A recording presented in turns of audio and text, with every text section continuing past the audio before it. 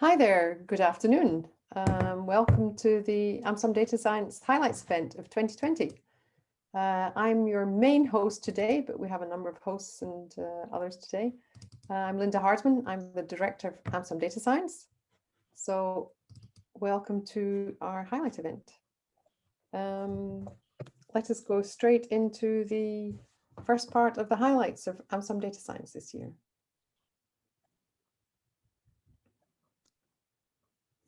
So many of you already know about Amsterdam Data Science. You're probably already part of our network. Last year we celebrated our 5th anniversary, so this year we're 6 years old. And the organization has been developing as a partnership, as an ecosystem in Amsterdam. And even though we've had a very strange year for everybody, and unfortunately you're watching this from your own computer screen, the ecosystem has been growing. And as we see from the next slide, we have now more than 1,550 recipients of the newsletter. If you don't already get the newsletter regularly, then you can sign up on our website. We have more than 8,000 meetup members, no doubt including you, otherwise you wouldn't be here at this webinar. We currently have 1,900 followers on Twitter, and it's very sad that we didn't get to 2,000, but you know, tell your friends, follow us on Twitter, and we can maybe get that number up to 2,000 before next year. Followers on LinkedIn, and we're also very proud this year we started our own YouTube channel, and now we have more than 100 subscribers to that. And this means that webinars that we've had in the past and also today's highlight event, they will be all available on our YouTube channel. So join us whenever you feel like listening to Amsterdam Data Science. And the next slide. So to make up for some of the lack of events this year, Amsterdam Data Science has started a blog item in our web pages. We were actually planning on doing this anyway, but it meant that it was giving us more visibility this year as well. We've already had 15 blog entries for this year. The nice thing is these blog entries are written by a wide selection of people in our network. So the academic partners, our industrial partners, senior people, less senior people, and they give a very interesting insights into the many different topics that people are involved with, not just the science, but also the societal topics that we're looking at in data science and AI. And you can see on the screen some of the more recent posts. And if you haven't read them already, then I can definitely recommend them to you. They're all relatively short, which sometimes provides a bit of a problem for the academics, but we keep them in line. And we've produced some good blog items for us to also share. And the next slide. And again, I mentioned the webinars. We already have, as I said, 8,000 people subscribing to our meetup event. I think this is partly because of the webinars this year. It's been a nice way of sharing the different talks amongst people who maybe not participated in real life. So there are some plus points of all being sat at home. And if you have ideas of other webinars you'd like to see, then please let us know. If you enjoyed any specific events particularly, again, please let us know. We're not here for our own health. We are here to serve the ecosystem in Amsterdam and the extended region. And to our other friends in the Netherlands or wherever. I mean, anyone's welcome to watch these webinars. And basically it's about sharing knowledge, sharing information amongst each other. We're also very excited that this year we saw the launch of a number of different initiatives with the particular webinars on COVID and data. And these were sponsored by Elissa and Google. And we were also working together with some study associations in Amsterdam where they were interested in specific topics, and we looked for speakers for them that were looking at the topics they were interested in. And with the Amsterdam University of Applied Sciences, they launched this year their Center for Applied AI. And again, we're very excited that this is part of our ecosystem. So the ecosystem has been growing this year, not just through Amsterdam Data Science as an organization. Next slide. And we're also very happy to say that the Amsterdam School of Data Science is still going strong. People who have not yet studied data science or AI can find different courses on the website. And perhaps yourselves have already studied this, but it's still an interesting resource for people in the industry with some postgraduate courses, and of course, anyone looking to study some sort of topic in AI data science in Amsterdam. Next. And one of the other things we're very excited about this year, last year we started this again more recently, the research coupons. So Amsterdam Data Science is an ecosystem. What we want is people to find each other. And one of our themes, of course, is to do excellent research in either applied or fundamental topics. And we want to try and bridge the gaps between academia and industry. So again, we'd like to offer a number of research partnerships. So an academic who has a particular topic they're interested in researching, or someone in a company who has a problem they don't know how to solve and requires some more time, then rather than investing in a 4-year research project, we're suggesting, okay, invest in a research assistant. And this is a student who can work 1 day a week, and they will help by giving some time and effort into a topic that the 2 more senior people involved wouldn't have time to do themselves. And because we can't all talk to each other in the pub environment, then what we're suggesting is you fill in a form to find a new collaboration. So that's the URL on the slide, edu.nl/QTJEH. So it's nice and short, not very memorable, but we're doing our best. And what we will do is we will collect these ideas from both sides. And then we, as Amsterdam Data Science, will look for a way to find matches between the academic partners and the commercial partners. And we'll see if we can get people to talk to each other and collaborate and write a proposal, and then we can give them a research assistant. And the idea is that Amsterdam Data Science will sponsor approximately half of the research assistant, and the company will supply the remaining money, which, depending on where the research assistant is employed, will be up to 6,000 euros. So I hope that's clear. Please download the form, fill it in one of the less enjoyable events during this particular webinar, or you can fill it in later. So we will be collecting these until next year, and the deadlines you'll see elsewhere. So that was my introduction and highlights. And today we're very, very lucky to have a wonderful keynote speaker who's currently not in the European continent, but she's very kindly accepted to speak to us from where she is at the moment. And Elissa Redmiles. Dr. Redmiles is a faculty member and research group leader of the Digital Harm Group at the Max Planck Institute for Software Systems.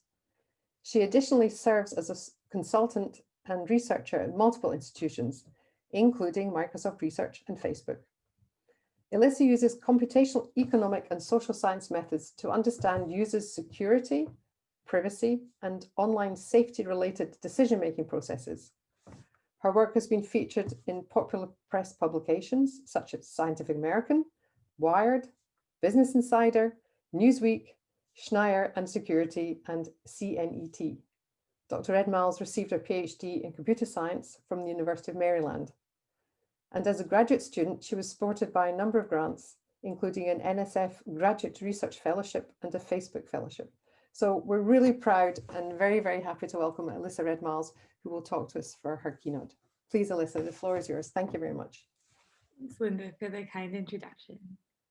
So today I'd like to talk about something all of us have probably been hearing about and potentially experiencing, which is technologies related to COVID-19. And I'd specifically like to talk about some of the work that my group has been doing on how to get people to adopt technology related to COVID-19, and also what some of the ethical considerations are in that adoption.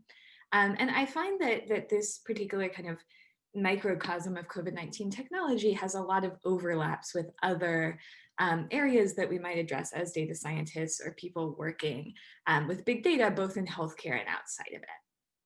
And so in general, when we think about computational problems, those problems require constant decision making.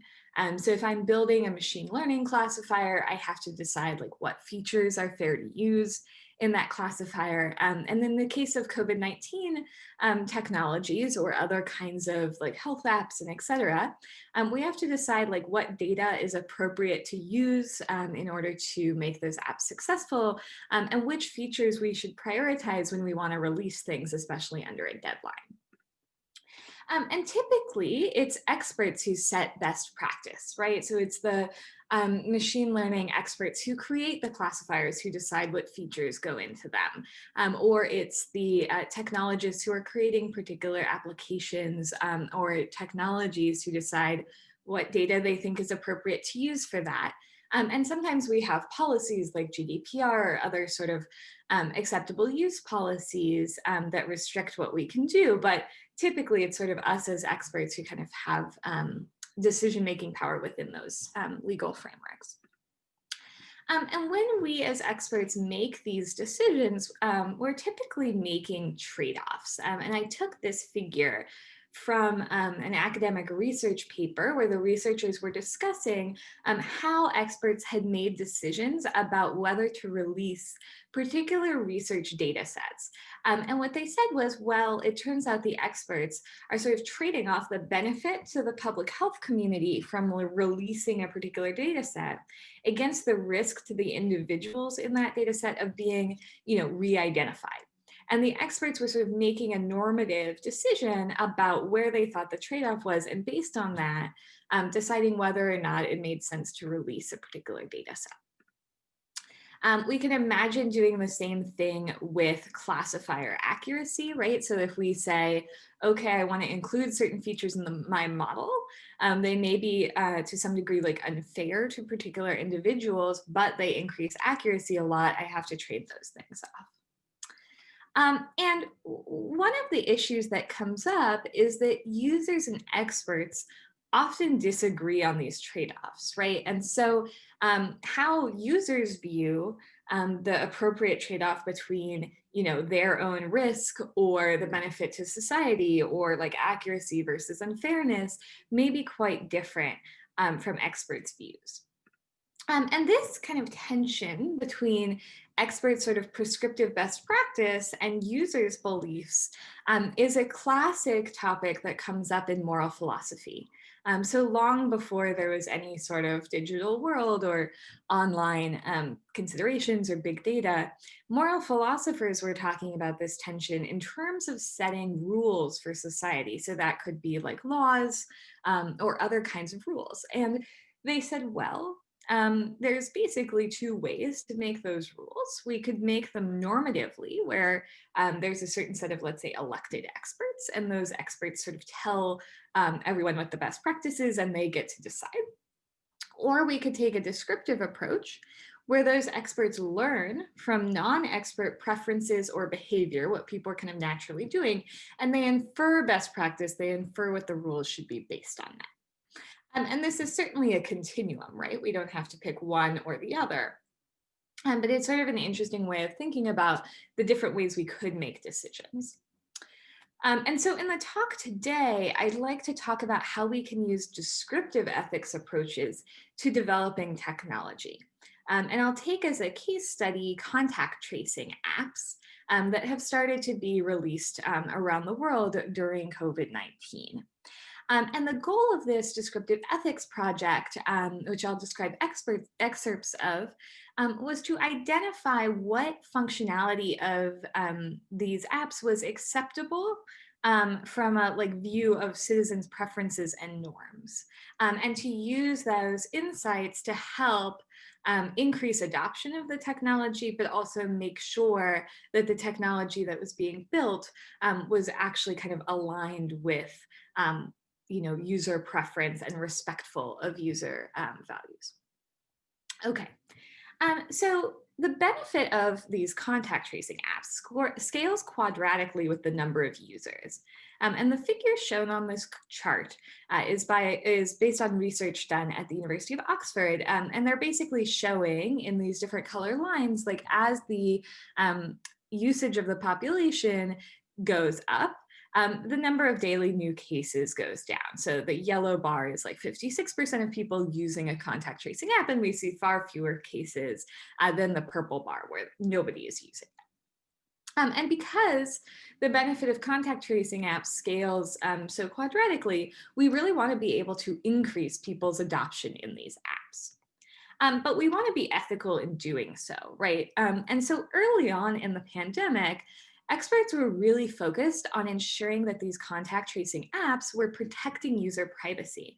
There was great work in Switzerland by a collaborative team at EPFL and other institutions creating privacy protection tools. And there have been a number of these projects throughout the EU and also in the US. And so there was a big focus on ensuring user privacy, which is awesome. But as many of us know, users kind of never adopt an app just because it's private, right? They adopt it because it does something that they find useful and because they kind of want to adopt the app. And privacy is a good kind of prerequisite or additional factor in their consideration, but it's not the only thing. And so in our work, we wanted to understand, what are the considerations that are most important to people in terms of deciding whether to adopt a COVID app. And in order to answer that question, we used a series of carefully constructed online surveys. And the reason that we did that was that at the time we were doing this back in April, there weren't that many apps out, so we couldn't really necessarily learn from log data. And just looking at like log data wouldn't necessarily tell us people's like underlying motivation or kind of what they were interested in having, even if it wasn't already in the app. And so in these surveys, we used a combination of closed answer and open answer questions to understand people's like reasoning toward being willing to install one of these apps. And when we construct these surveys, and I say they're carefully constructed, what we do is we do a bunch of different pre-testing. So we do cognitive interviews where we have people like think aloud as they answer the survey to make sure that they're understanding it consistently and also in the way that we expected. We have experts review it. We do kind of pilot tests and look at the data quality, et cetera. And then when we go out and actually sample, we try to make sure that we have a very representative sample. And the data set I'm talking about today is a US-based data set. And so we used what's called quota sampling to ensure that the demographics of the people who answered our survey match those of the US Census on a variety of different demographic strata that are particularly relevant in the US. And we do this to make sure that we capture the diversity of perspectives that people might have. And so what we find is that privacy is one of the many possible inputs to people's COVID adoption decisions, but it's not the only one, right? So people care about what are the benefits of this contact tracing app? Like, is it gonna benefit me? Is it gonna benefit society? What does it do? And how are those benefits framed to me? They care about who's providing the app. Is it coming from a public health agency, a university, a tech company? Again, the privacy, do I have control over my data? When is it being deleted? Who's going to be able to see it? What could possibly be leaked? People cared about mobile costs, and this was really something that hadn't come up in the discussion. So these apps can affect battery life because you're using Bluetooth. They can also affect mobile data usage, and not everyone in the US has unlimited plans or even particularly affordable data. So especially for people with lower socioeconomic status, this was super relevant. People cared about the accuracy of the application. Again, something that hadn't come up in the conversation about COVID apps yet at this time. And they wanted to know, how many of the exposures is it going to detect? Is it worth it for me to install this app?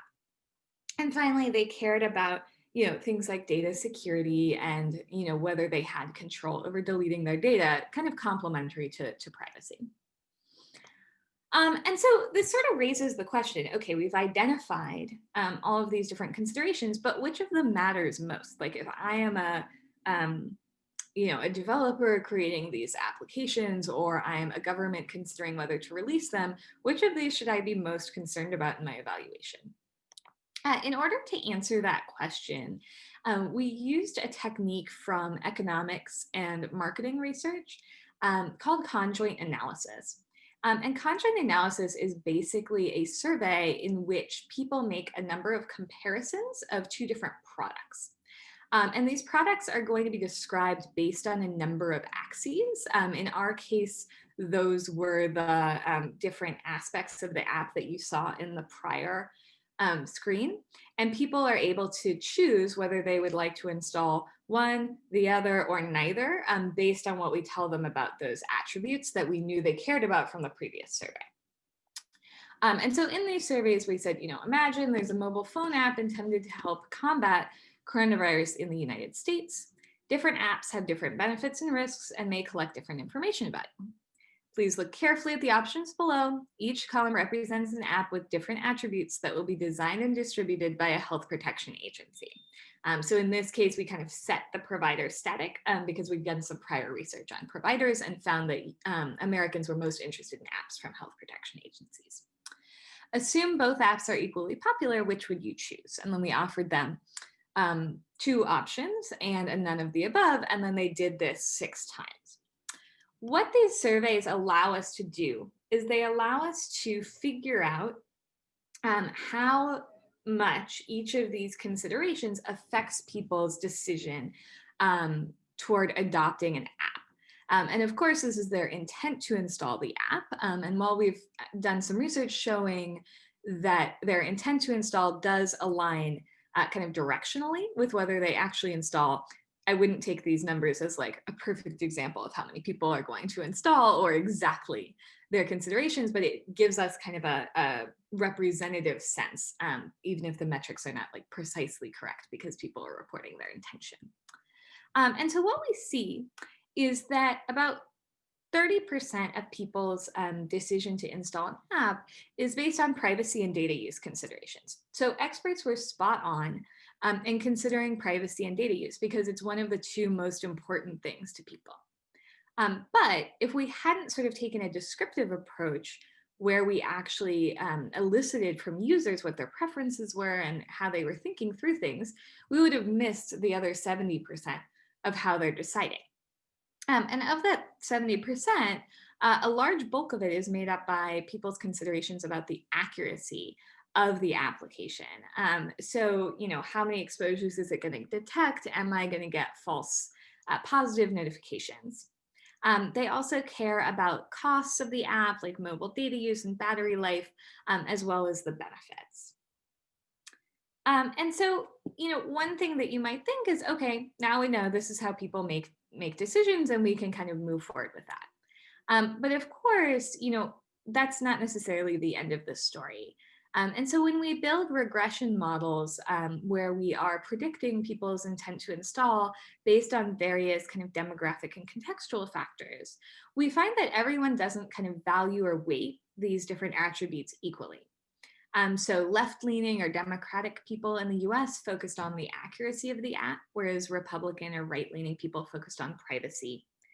Younger users put more emphasis in their decisions on the benefits and accuracy of the app, while older adults were focused more on privacy and the costs.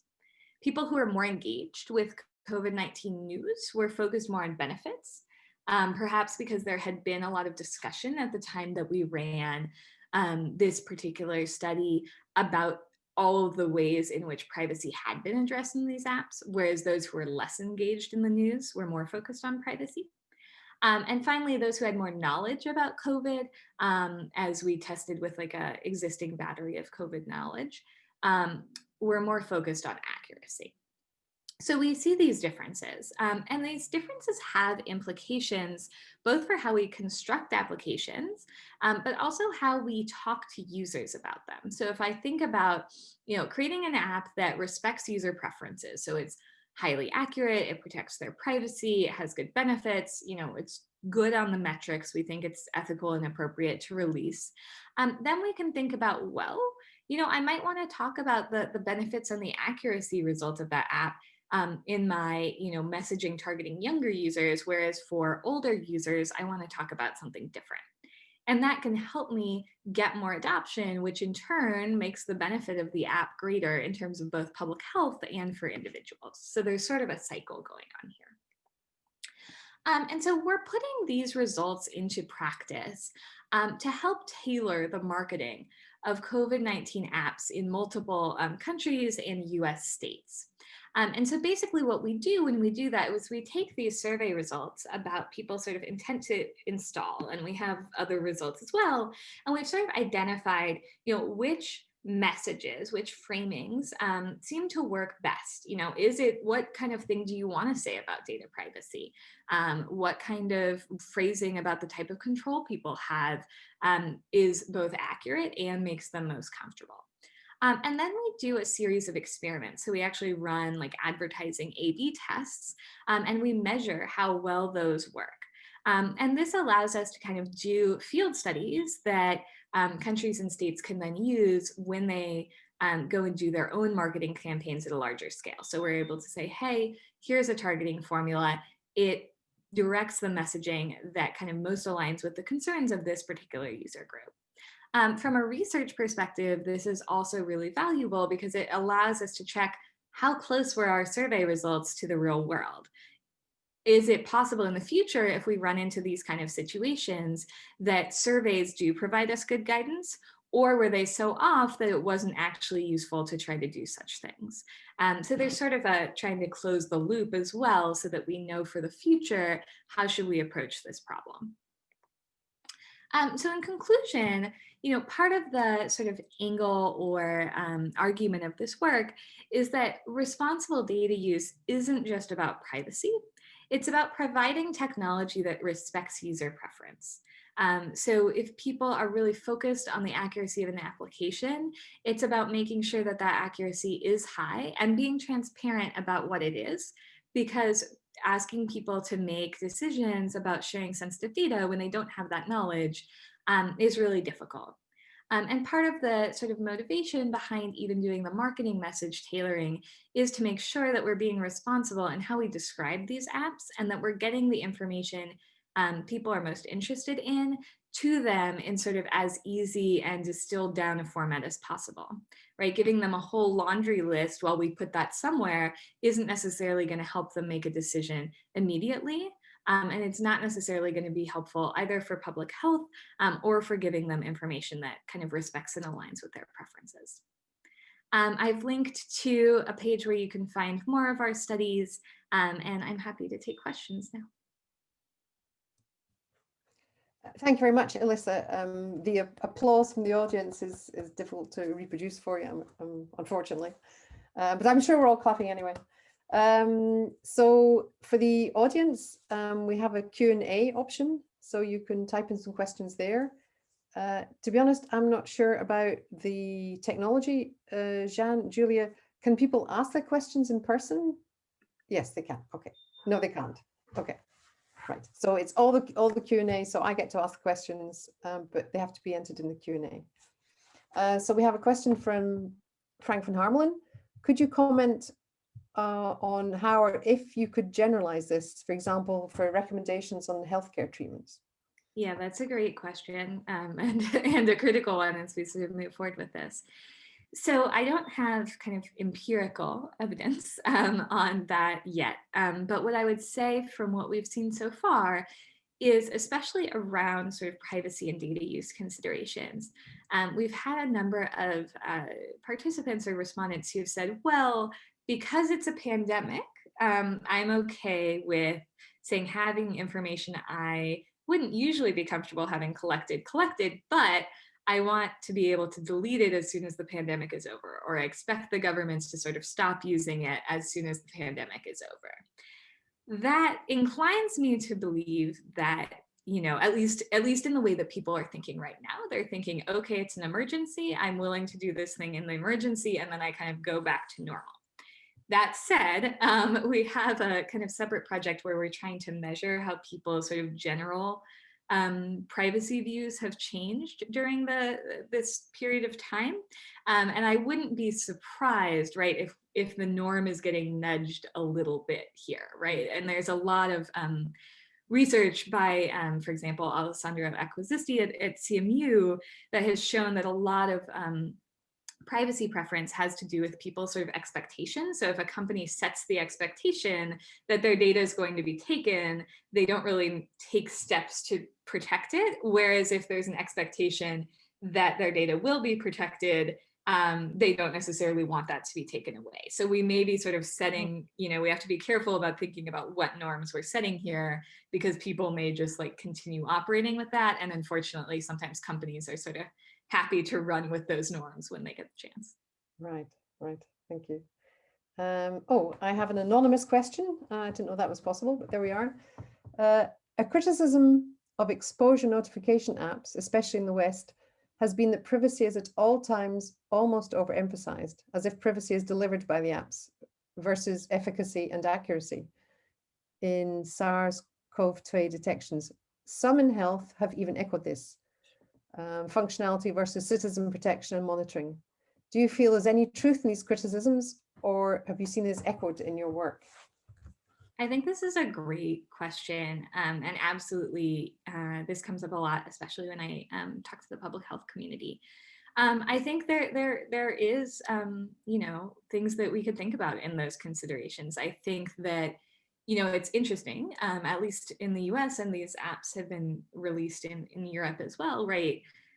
Google and Apple created this framework, and some of the criticism that came up with that framework was, well, this is a lot more privacy protective than other products offered by these tech companies. Why are we doing this here? Especially given that, from a public health perspective, location information would be super valuable. And in fact, even in our surveys, one of the features that users were really interested in was location hotspots, and that's not possible with that framework. And they were even sort of willing to trade off location data for those kind of hotspots. And so I think, it's a little bit a case where, again, kind of that descriptive approach, where if the people developing apps had known upfront, hey, people really want that location data. Also, public health people really need that location data, and it's acceptable to people to kind of give it up. That might have been okay with appropriate terms of use, and that might have created better functionality, better ability to evaluate accuracy. I do think accuracy was something that really didn't come up with these apps until recently. And that's problematic, right? Because this is trying to serve as a health tool. And even if we look at it as sort of an additional tool to contact tracing, if it's not accurate, people having to quarantine and starting to get sort of fatigue from doing that, or not believing in the notifications they receive, has implications for their trust of manual contact tracing as well. So I absolutely do think that there can be criticisms there, but I would say, obviously I was happy to see a high degree of privacy protection. And so I think even if, we had location data or et cetera, we'd have wanted to protect that, not necessarily allow it to be used in the same way that other technologies use that data. Interesting. There was a comment in the chat. Was that a question, or was that? No. Okay. I think it's a link to slides. Yep. Okay, so we have no open questions. I mean, are there any things you'd like to give the Amsterdam data science community? What should we be doing? Where should we be taking our own research? Are there any differences in the Netherlands? I mean, give us some advice. Always a hard question. So yeah, absolutely. I would say there are cultural differences. And I have a colleague, for example, at the University of Zurich, who's we've run together some studies on people's willingness to install apps there, and you see kind of different emphasis on which providers are trusted, or which features are of most interest. So I absolutely think, kind of cultural considerations are important. And in general, when I talk to data science communities, two of the things that I usually try to leave people with is, one, don't be afraid to kind of, respectfully, but get feedback from your potential users to understand what they want, because each of us is only one person, and so we're definitely not representative of the people that we're either studying when we do our analyses, or trying to build tech for. And so I think it can be kind of intimidating to go out and do that, but there are a number of tools for trying to learn.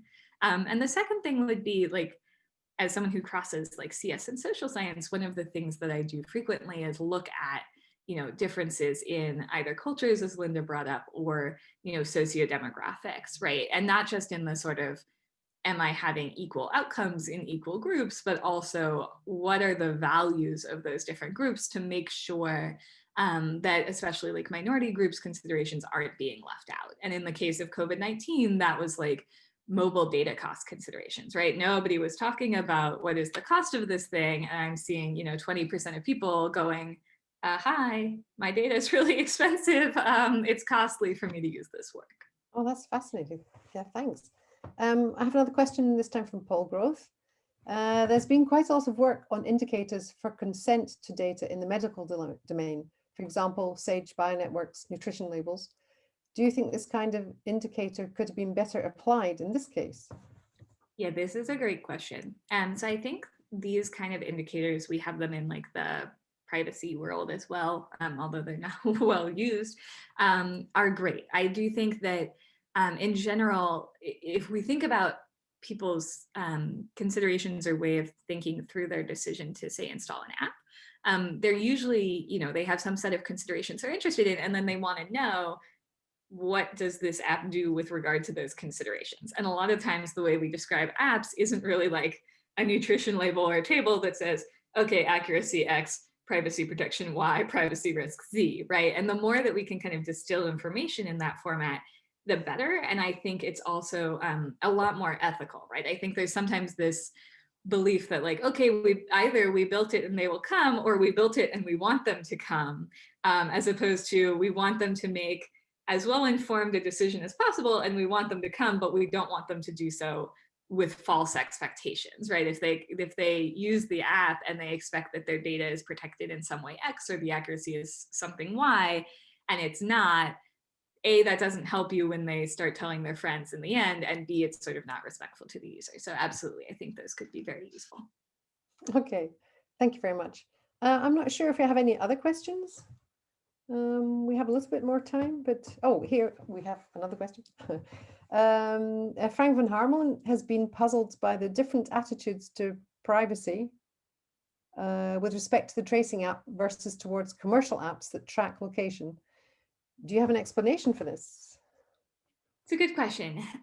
So at least I can speak to this in the US probably more so than in Europe. So in the US, I would say one of the big differences has been that these apps are associated with the government, so usually state public health departments. And so there is a lot of concern when we run these surveys. Privacy concern kind of splits into two buckets. One is just everyone's taking my data and I feel out of control, so this is one more thing. The second, which is a big bulk, is sort of government authoritarianism, right? The government is going to track me, the government, da, da, da, da, da. I think this is somewhat a US-centric answer in the sense that we have sort of a fondness for capitalist entities maybe over the government. And so therefore we see these concerns pop up. In Europe, I'm not sure I could comment as much just because I haven't studied it, but that would be kind of my answer for the US. Okay, thank you very much indeed. So we will let you get back to your own time zone. Thank you, and thanks for having me. Yeah, well, we really hope we will be able to meet you sometime next year when travel's up and running again. So we'll keep in touch, as they say. And thank you very much for your talk today. It was really great. Thank you. Thanks. Okay, are we sharing a slide set again? We are. Very good. And now we go with the partner pitches.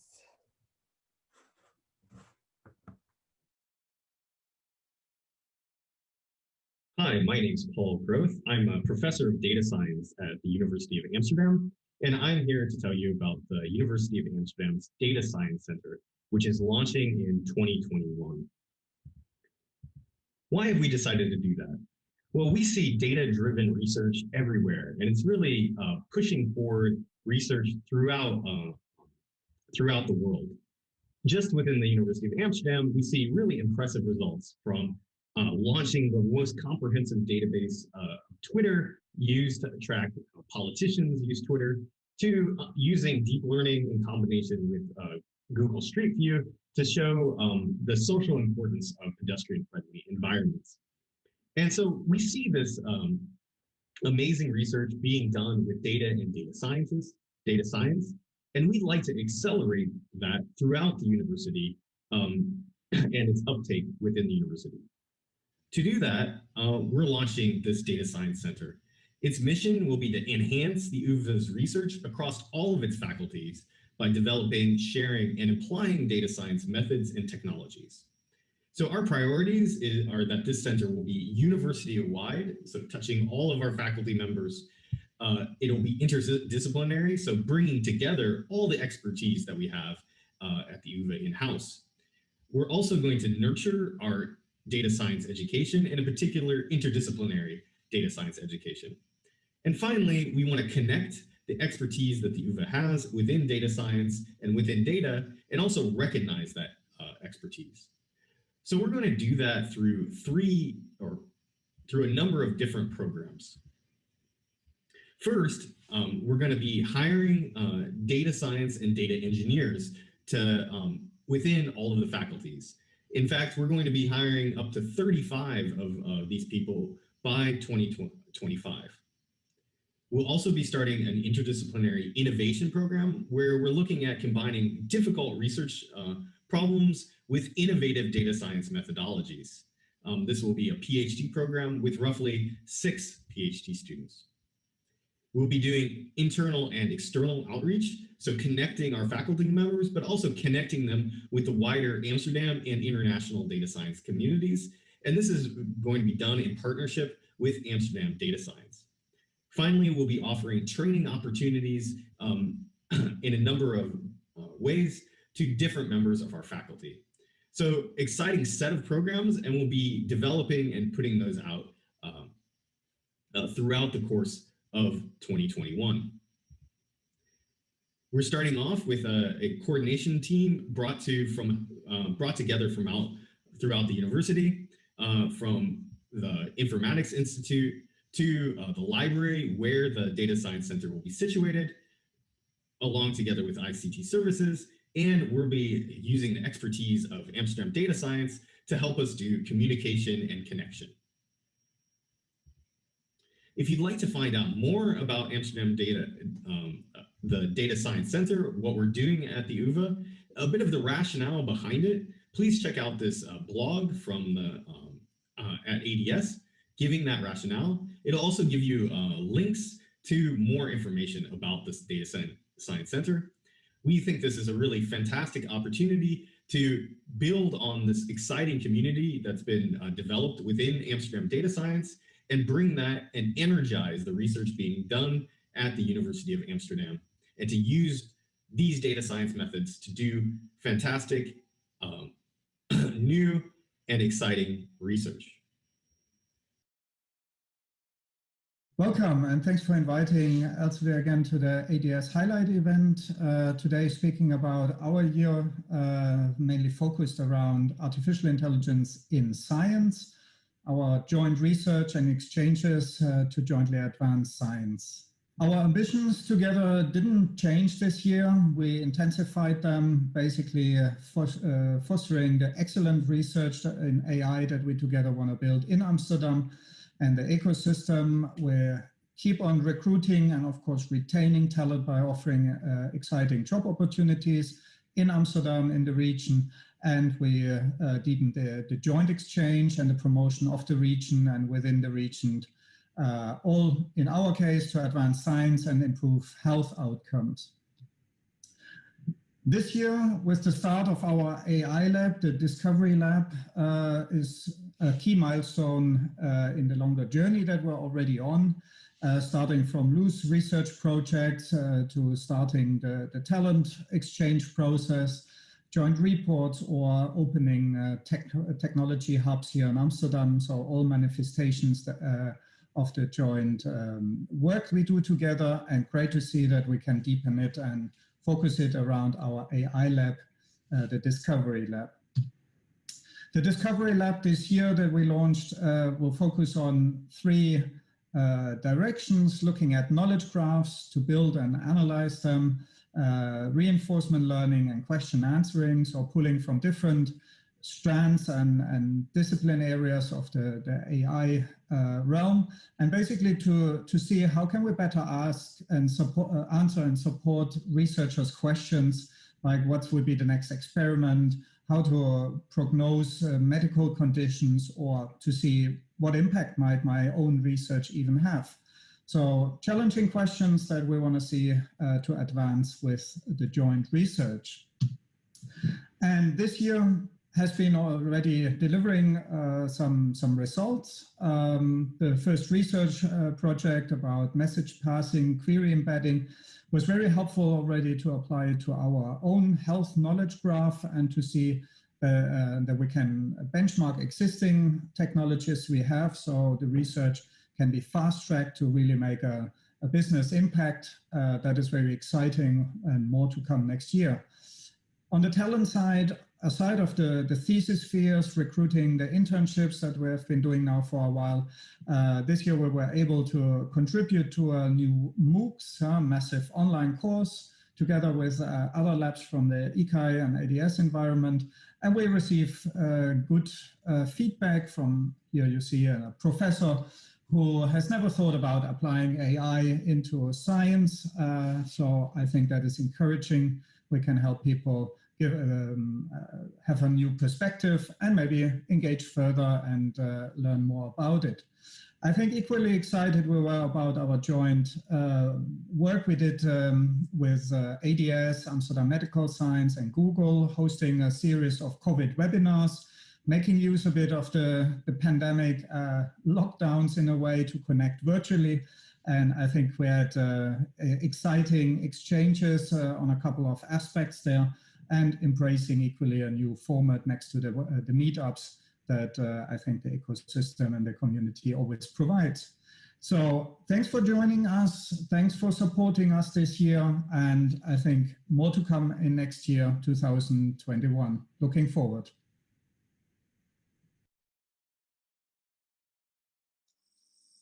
Hi, I'm Clarissa Sanchez, and I'm the scientific director together with Professor Sonke of a new ECAI lab focused on AI for oncology. I want to briefly introduce you what we are aiming at doing in this lab. Unfortunately, I don't need to introduce cancer. It is so common, with 2.7 million new cases and 1.3 million deaths in 2020, that everybody can relate to it. Enormous research effort is being put by top institutes like the National Cancer Institute to reduce its burden.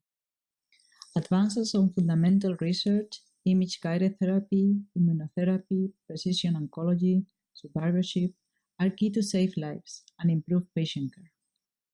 AI can play an important role to make significant steps forward, helping to address questions such as how are cancer cells different from normal cells, or how can we predict whether a cancer treatment is effective as early as possible.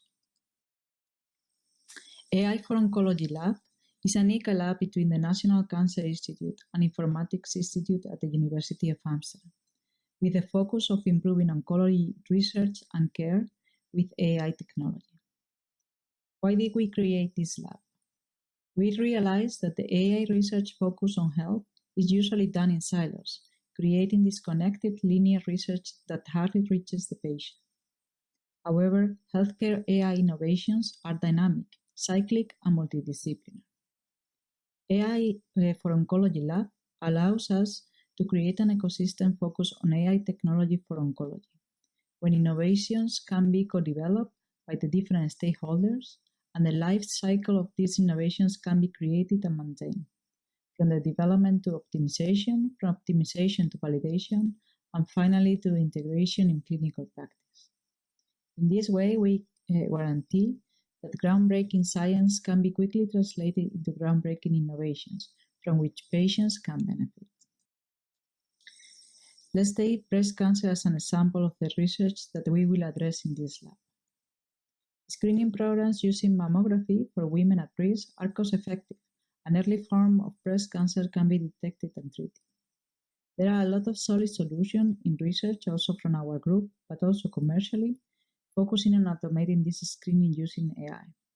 A mammogram, an X-ray image of the breast, is usually taken and processed by an AI algorithm, usually based on deep learning, and an automated identification of early and, in the worst-case scenario, advanced lesions are produced. On the slides, we can see an example of the output of these algorithms. Some women only present early lesions, like the ones shown on the slide, and although some of these early lesions do not end up being aggressive cases, women undergo serious treatment options, such as chemotherapy, radiotherapy, surgery, or a combination of them. If we could tell which early form of breast cancer will end up in aggressive form, we can save these women from being through these mentally and physically exhausting therapies. And this is one of the projects that we are doing in the lab. If successful, AI technology will help to provide treatment only when it is really needed, and to avoid overtreating patients that are not at risk of developing aggressive form of breast cancer. At the end, our goal in this lab focused on AI for oncology is to do great science with great impact. Thank you very much. Hi, my name is Diederik Fokkema and I work for ING. And I'm sitting here with my friend Drona Kandai, who also works for ING, and we will talk about the future of banking and why ING is interested in the community of ADS. So first of all, ING has a business model that is particular for ING, and we want to become a data-driven organization with analytics as a business model. And actually, the board has set out the highest level of ambition, where analytics is considered as a business model, and ING is a global frontrunner in data and analytics. We really want to unlock analytics use cases across the franchise with key focus on use cases and delivery. So we want to make it work. We want to become a data-driven organization with the best-in-class delivery toolkit and the exceptional analytics talent pool. For that purpose, we have set out a multi-year journey, including a comprehensive change program to upscale our people in the capabilities and to build a common organization with a wide toolkit to drive this change. Important for this future business model and to work in our ambition, we really want to bridge the gap between academia and the industry. And the reason is that we want to stimulate the delivery of talents with relevant skills, knowledge, and experience to the labor market, and to inject novelty into the industry by stimulating research. And in order to build a vibrant community, ING wants to bring together the students, the researchers, knowledge institutes, and ING professionals. And we want to support the four actors in this community. So we want to support students to orientate themselves and to see different companies and to build their network and resume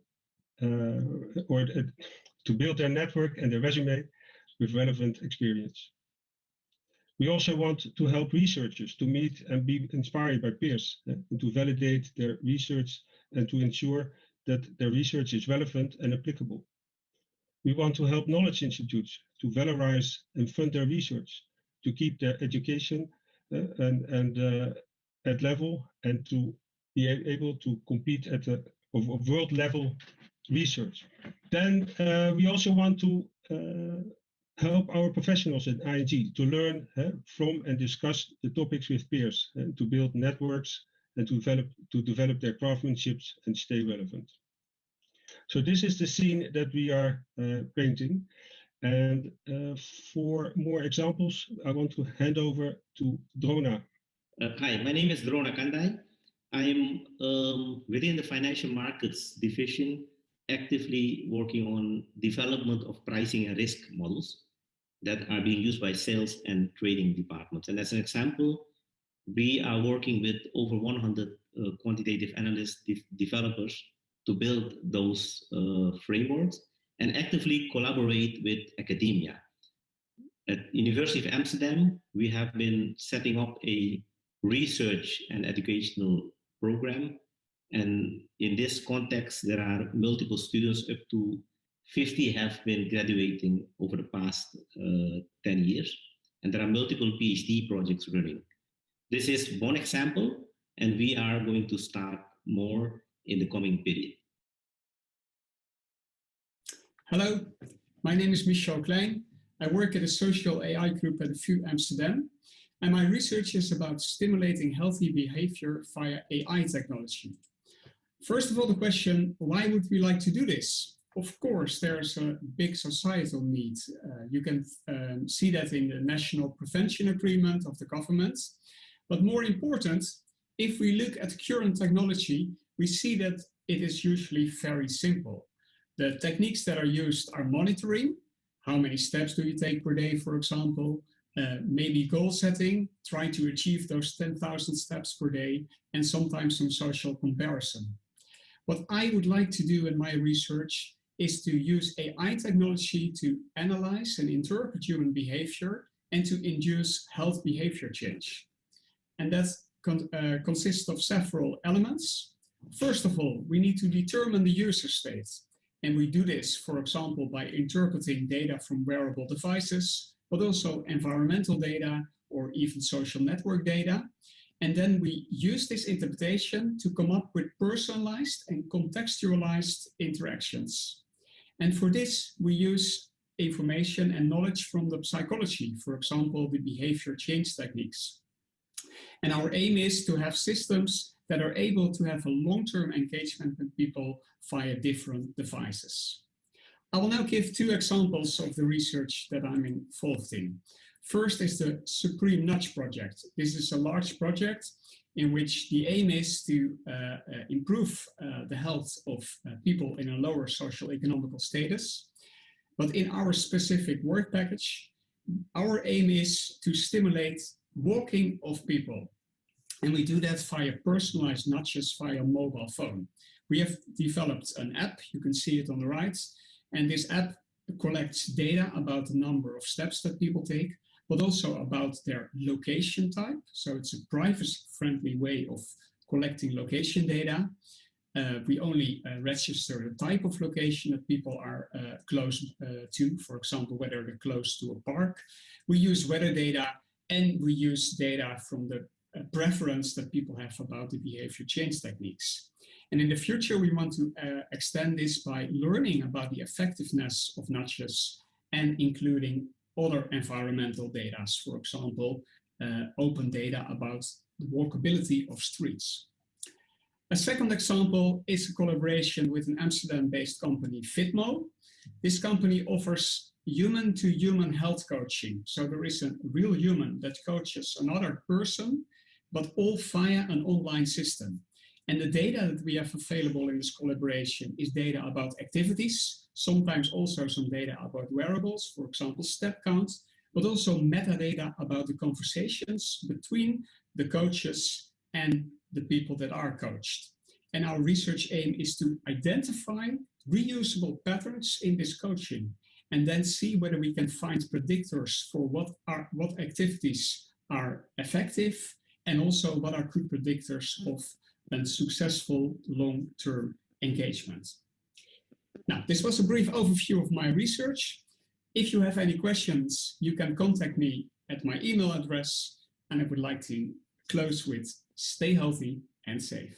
So thank you to our pitches from the different partners. We now have a break and we'll see you back again in 10 minutes. So go and take some steps and see if you can get your step counter up. You have 9 minutes counting. Hello, so welcome back. I hope everyone is refreshed. Unfortunately, I neutralized the benefits of 4 flights of stairs with a chocolate biscuit, but we won't tell anyone that. Okay, back to the next part of the meeting. I'm Nanda Piersma. I'm the Scientific Director of the Expertise Center of Applied AI, which is a center in the Amsterdam University of Applied Science. We started this year. And we are really happy that we can launch 7 labs. And these 7 labs are now shown in the screen, so I will not name them for you. What is different in the Expertise Center of Applied AI is that we believe that we have to work together with the users of the AI systems in developing the systems. Also, we are working on practice-based research projects. And we have education with AI, but also education in AI. The education with AI is trying to make people know and understand and trust the systems that they are working on. These 7 labs are now active, and you can contact them if you visit our website.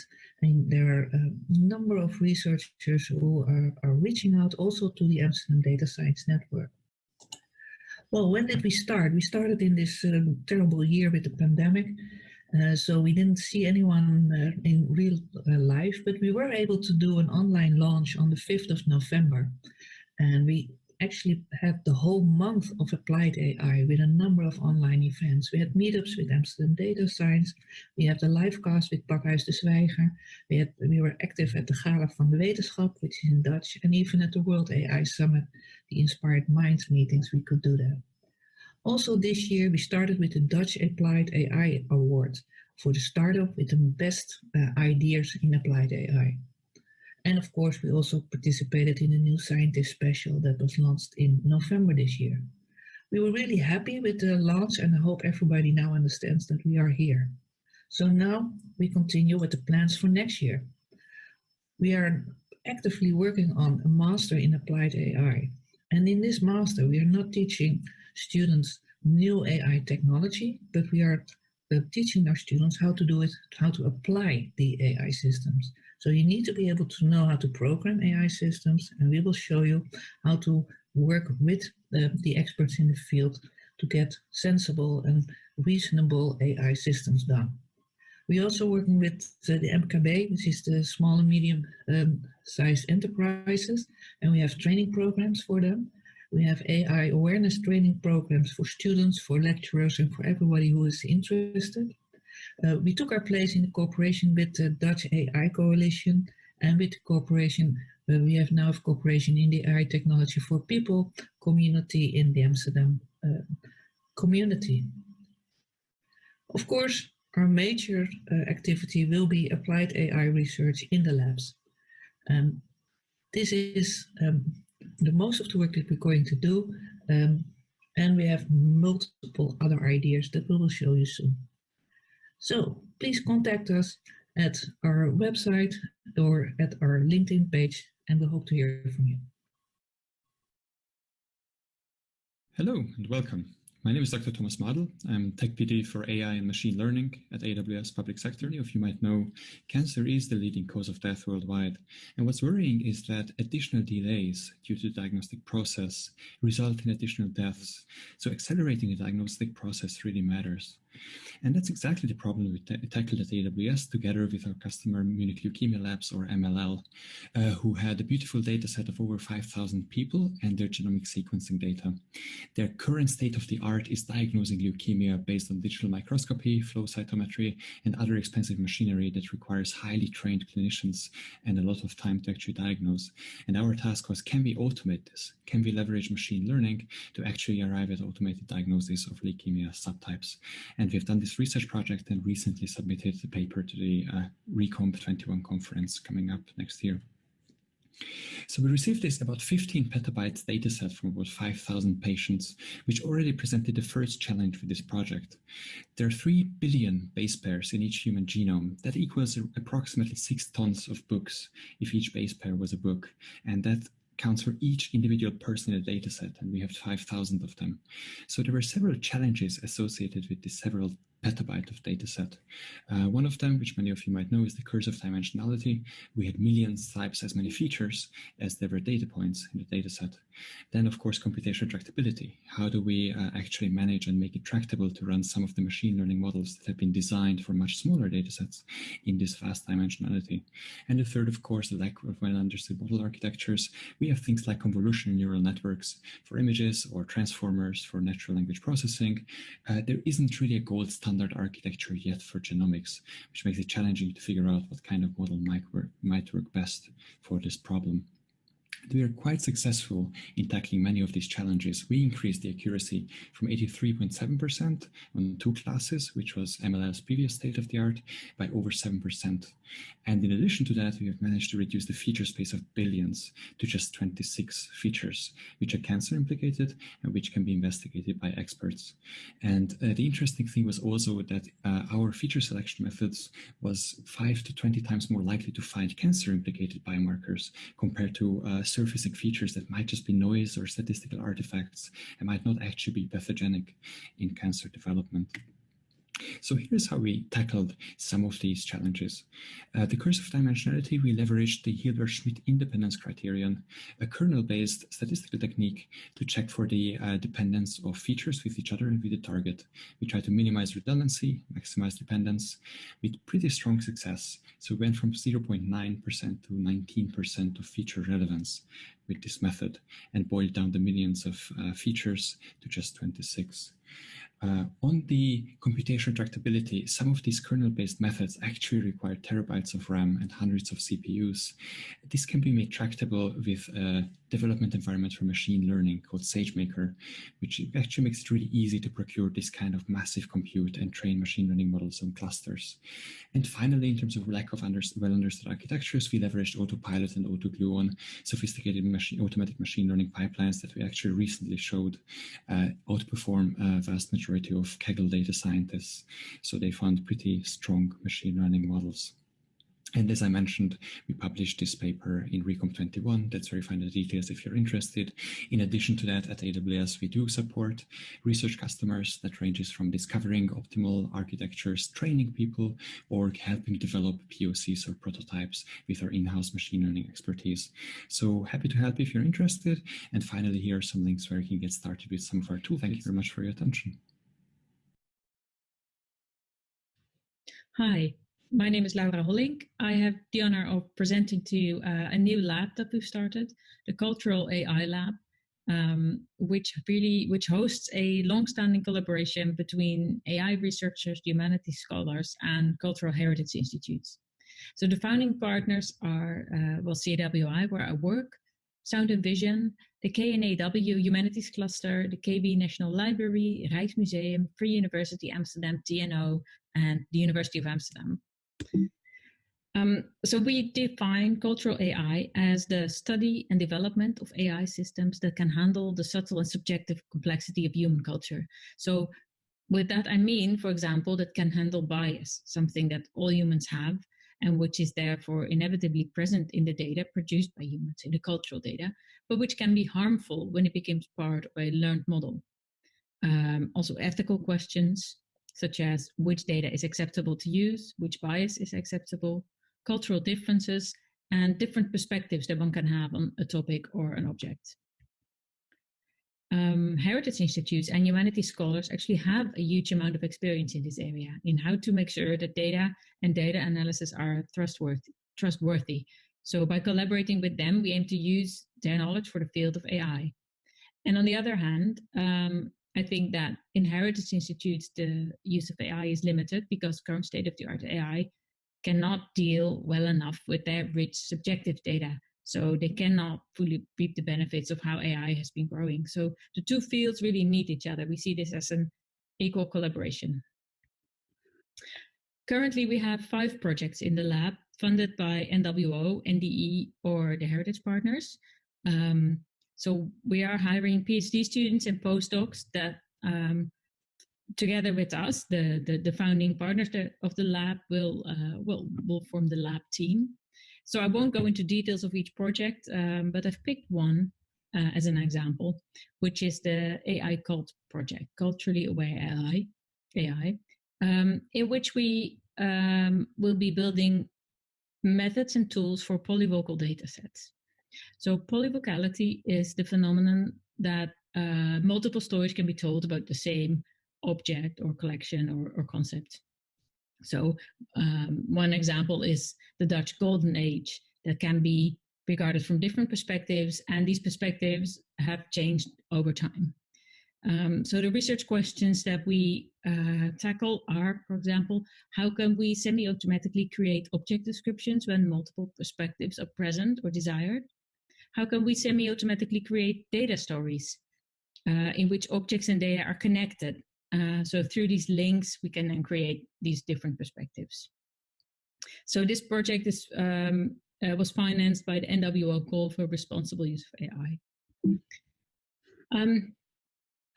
So we plan for all the students in the lab to spend a large portion of their time also at the Heritage Partners and to have data sprints and other events to ensure that the team has opportunities to meet each other.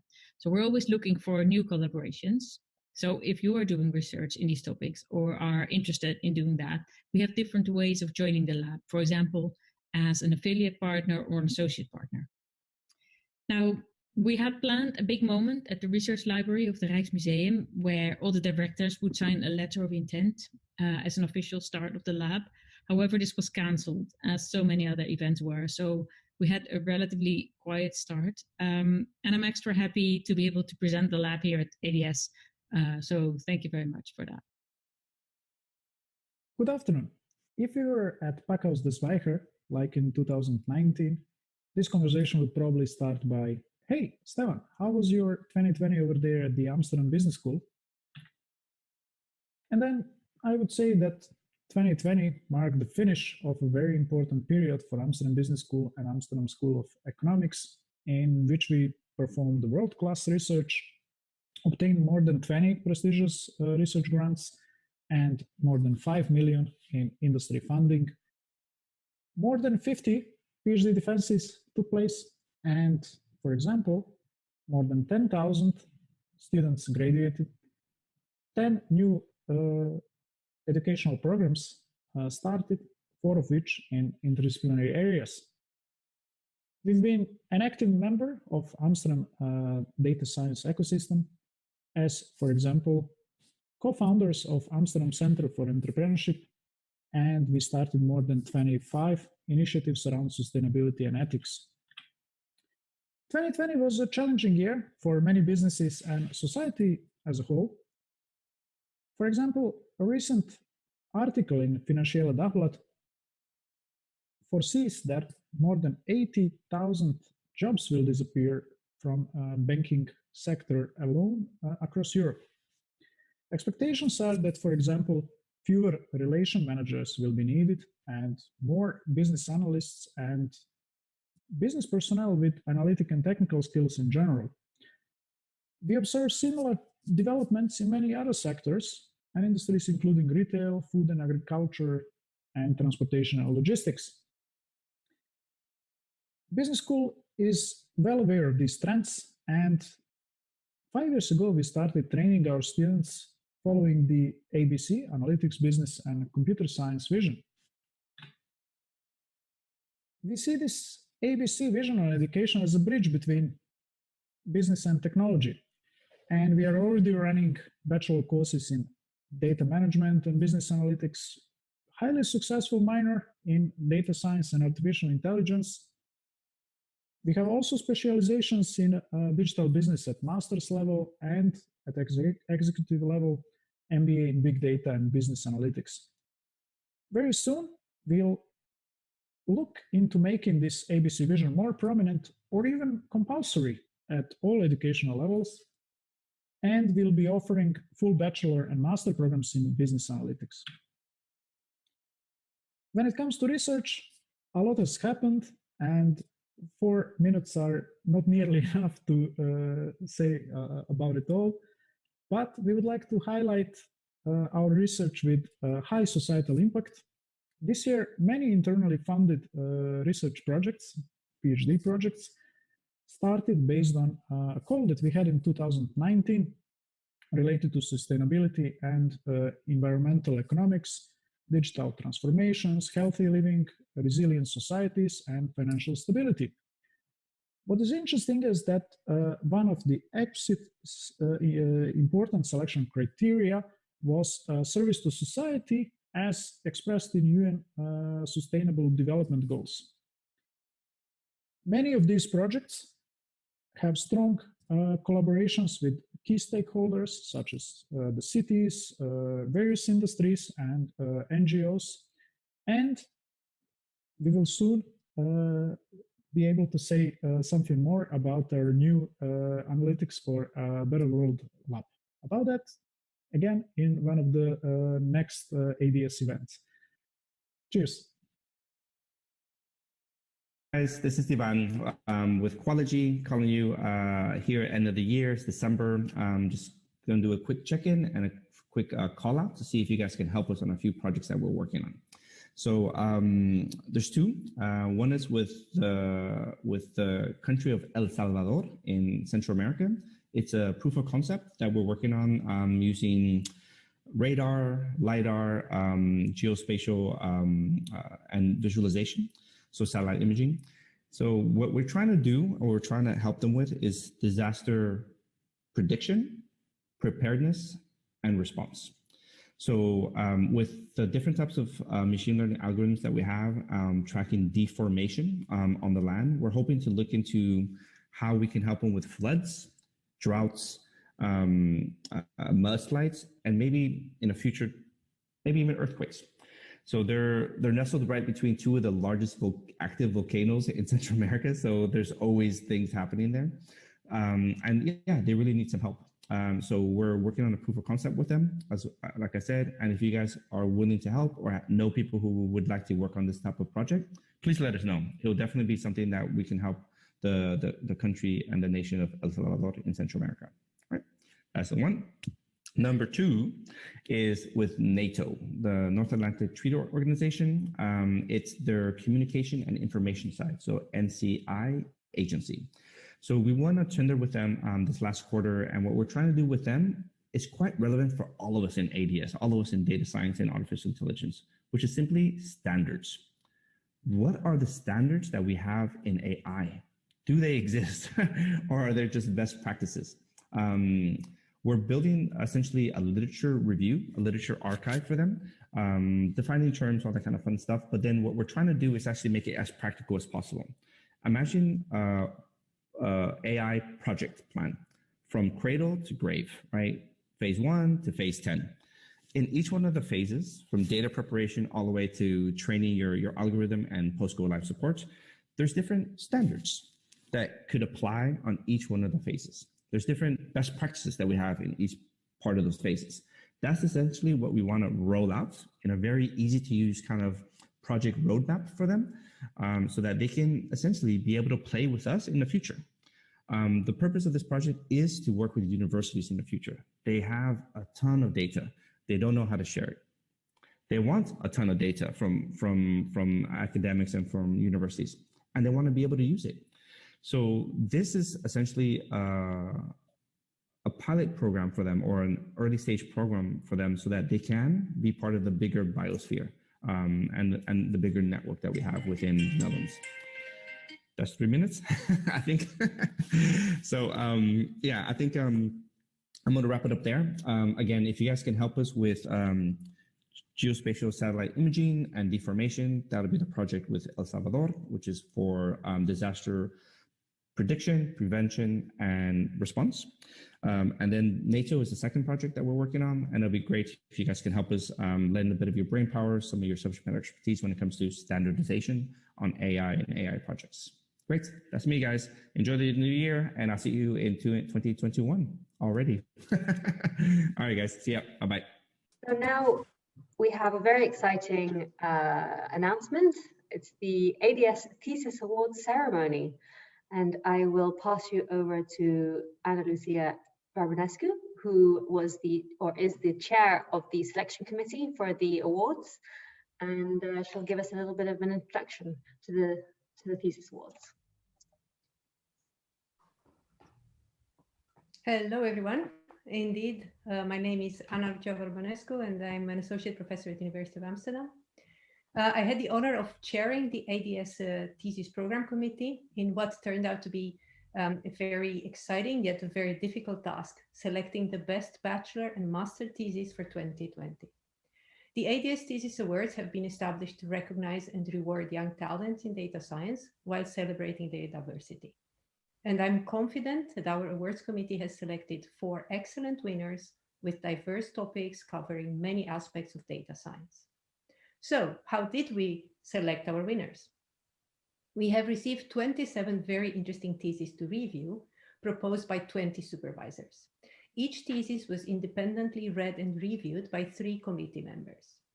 The review process focused on assessing 3 aspects of each submission: the excellence of the research, the impact to data science and the society at large, and the promotion of open science.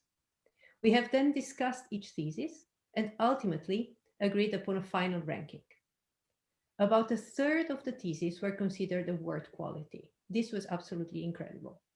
Ultimately, we did have to select our winners, and we selected 4 theses, 2 bachelor and 2 master, that cover topics from infrastructure to scientific data set. It was a difficult process, but we believe the winners are worthy of this honor. I would like to add that it has been a pleasure to work with my 11 colleagues in this committee, and I would like to personally thank them for offering their time and cycles to this selection process. It's been an honor.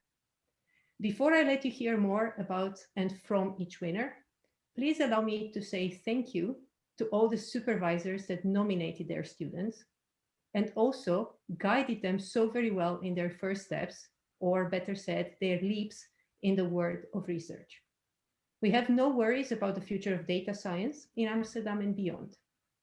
There is a young generation of scientists that will make our field thrive further and become even more exciting than it is right now.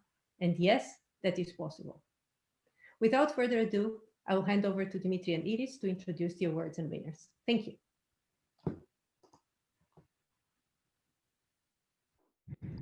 Hello, everyone. I'm Dmitry Zharnikov, and I work within the AI team at Process. For those of you who do not know us, Process is a global consumer internet group and one of the largest technology investors in the world. At Process, we have built a central AI team which helps to activate, scale, and embed AI across all organizations in our portfolio. AI makes a critical difference to the value that we create within our businesses. It is part and parcel of how we grow and how we use technology to improve people's daily lives around the world.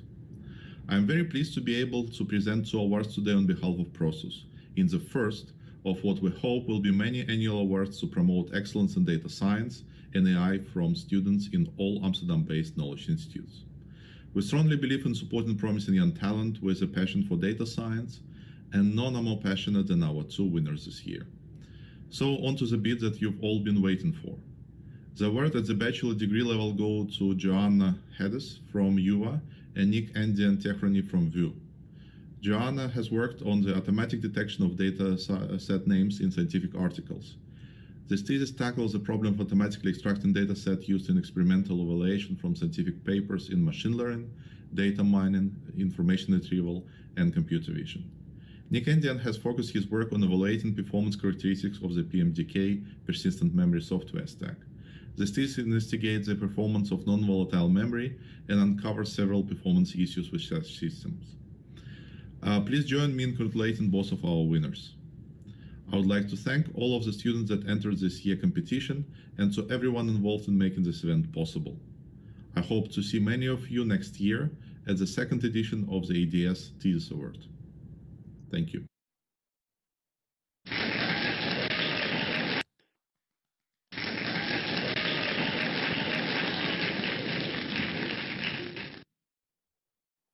No, I just want to say congratulations and yeah, thank you to the winners. Yes, we're very excited to have 2 excellent winners this year for the inaugural Thesis Awards, and we'll be hearing a little bit later your presentations on your thesis. But a huge congratulations, Jenny and Nick.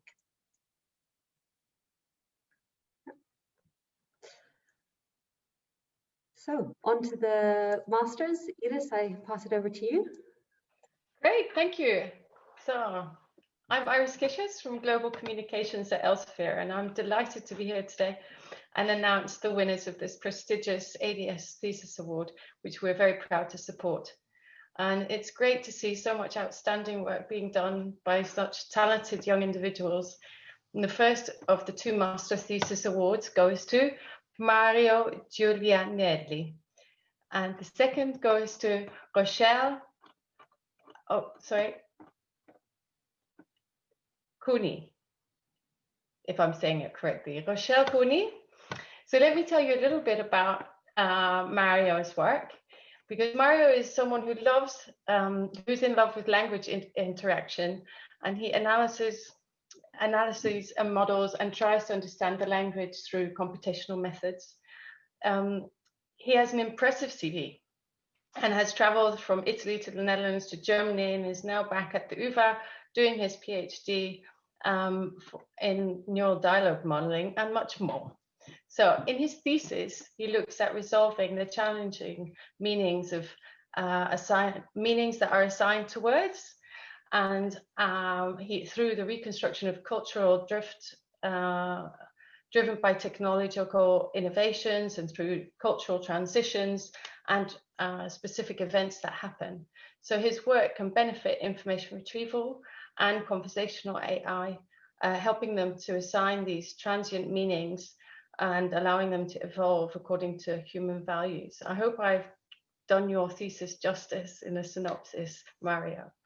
So his work is characterized by its in-depth technical details. So kudos for that, for your selection of algorithms and metrics. So please, a big round of applause for Mario. And then to continue with Rochelle Cooney, she's also at the UvA doing her PhD and has devoted her thesis to bringing natural language processing and making it more accessible to the underserved communities. And many communities around the world are underserved because they don't get the type of quality or the ability to apply NLP technologies today. So Rochelle's work has managed to bring an understanding of the encoding of these linguistic variations in a systematic way, so that NLP can be applied to any given language. So her work can indirectly have a huge social impact by providing this methodology. So congratulations, Rochelle. Thank you very much.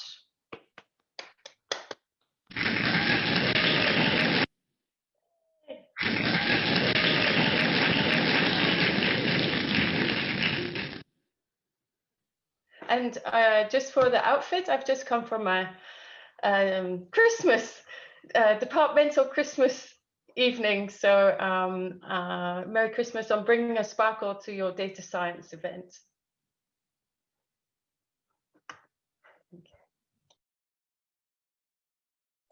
Yeah, so now we will hear from the 4 winners. They have prepared some presentations on their theses.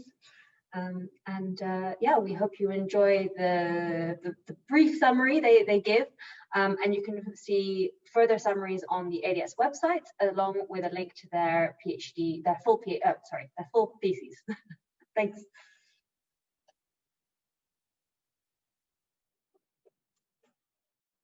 Hi there. I'm going to present a short summary of what my thesis is about. The number of datasets is ever increasing. This vast amount makes finding the right dataset a challenging task. To improve the process of finding the right dataset, my thesis is focused on automating the detection of dataset names in scientific literature, setting a basis for a dataset citation network. A natural language approach has been used.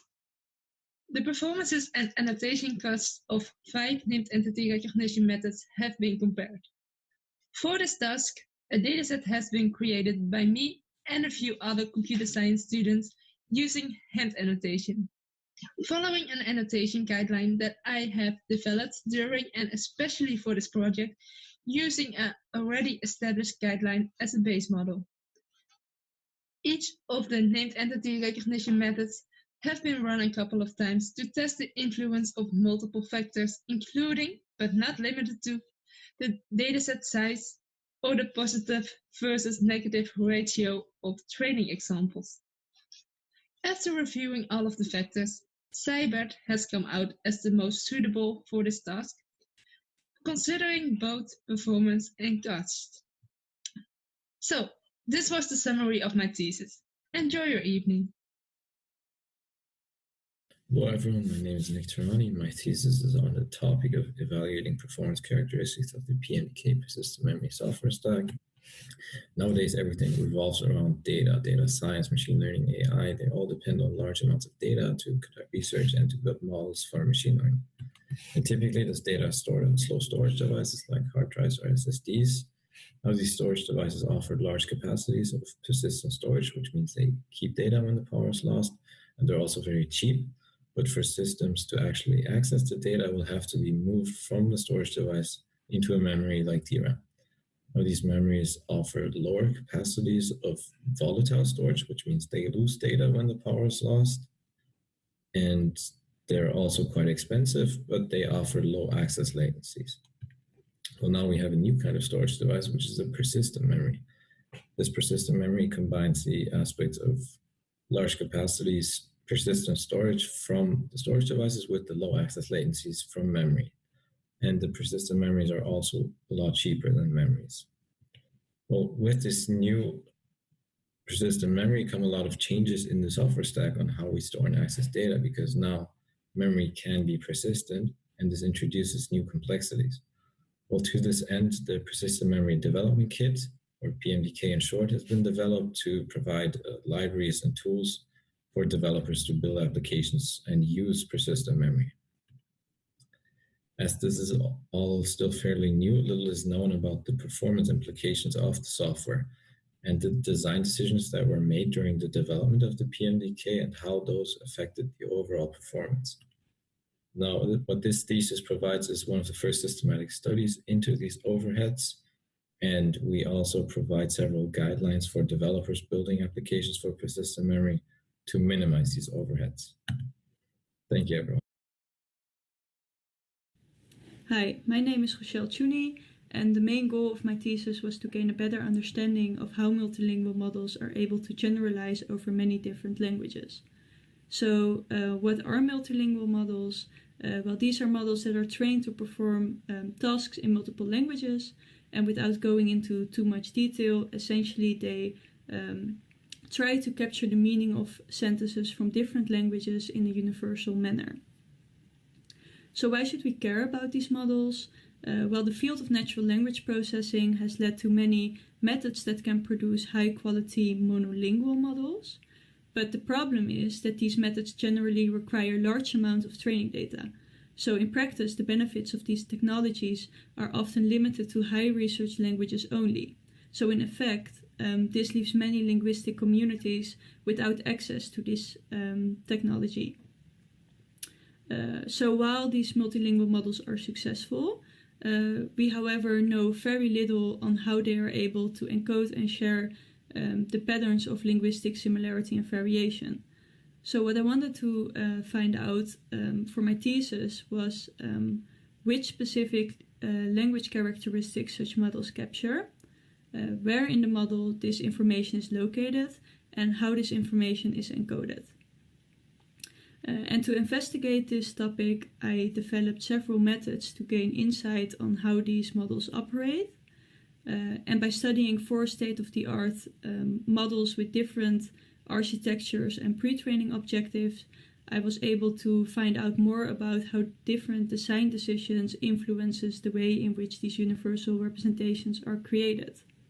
So if you're interested in these methods and want to learn more details about the findings of my thesis, you can read it online.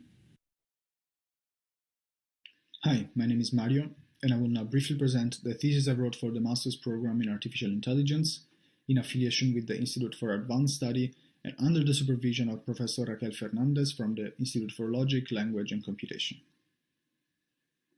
In a data-driven society where human languages are widely processed automatically, correctly understanding the meaning of words is essential for effective machine reading comprehension. The meaning of words, however, varies over time and across communities, so errors can arise when novel word usage is not correctly interpreted by automatic systems, and discrimination can arise when these systems are only able to process mainstream semantics and they do not recognize community-specific language use. We introduce a new method to detect and analyze word meaning change over time. More technically, my thesis introduces the first unsupervised approach to meaning change that uses word representations obtained from new generation neural language models. The approach is language and domain independent, it is data-driven and easily reproducible.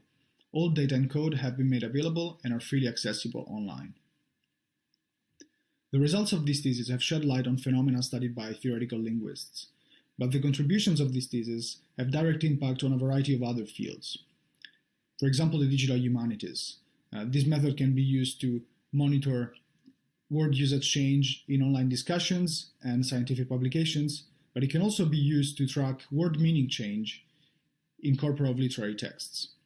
The social scientists can also benefit from this new approach, as they can use it to study variation in word usage across genre, political affiliation, age, geographical position, and other such factors. We expect our method and our research to inspire new work in these directions. So I'd like to introduce you to Animesh Trivedi, who is the chair of the steering committee, and yes, has a few words to add. Thanks, everyone. Thanks, Jenny. So as said, I'm Animesh Trivedi. I'm assistant professor at VU Amsterdam, and I am the chair of the steering committee.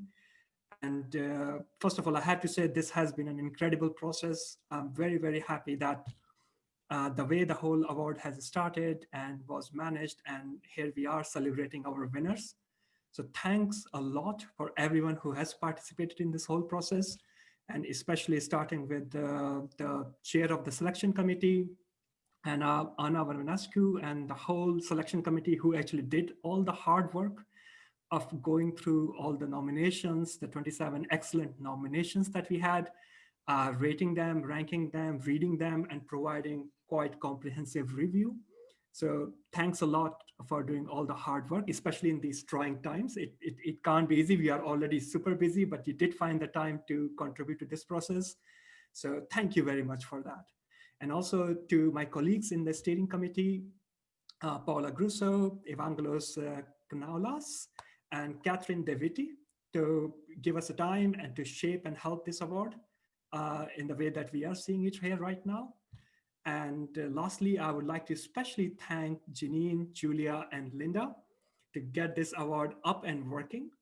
So the idea of the whole award essentially came out in one of those innocuous meetings that I had with Linda discussing about the diversity in Amsterdam. And I just happened to mention that actually Amsterdam data science should have its own award to promote diversity and excellence that we are trying to promote, especially with our students.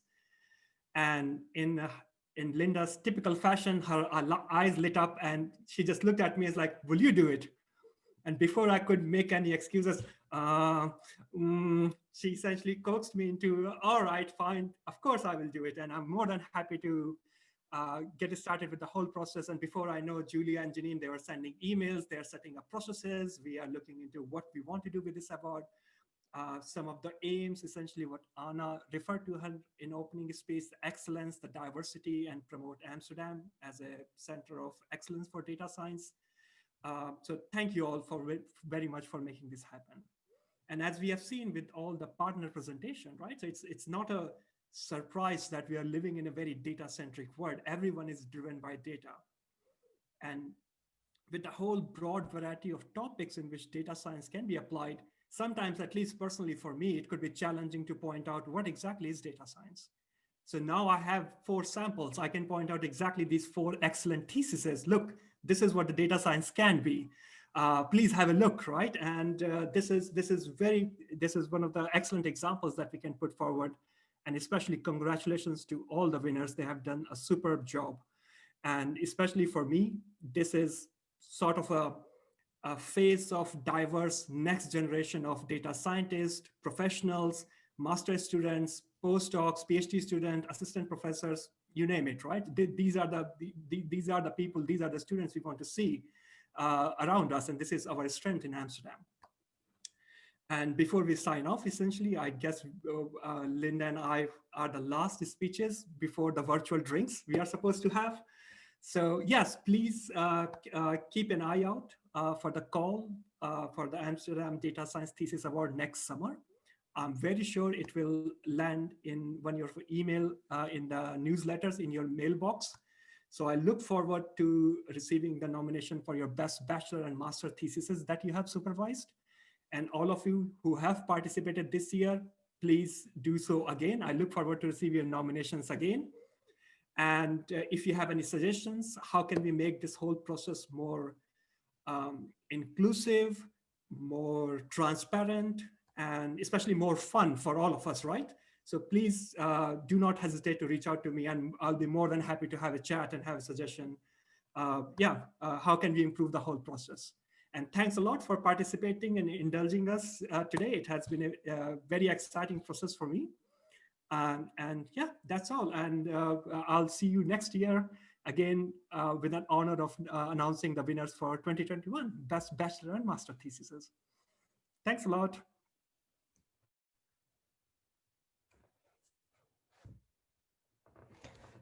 Thank you very much indeed, Animesh. The award has been one of the highlights of Amsterdam Data Sciences 2020. So I'm just here to say thank you. Thank you to all the partners who've been supporting us this year. We haven't been seeing each other in vivo, which is, I think, difficult for everybody. But I really see the Amsterdam Data Science ecosystem is still growing strong and gathering in strength.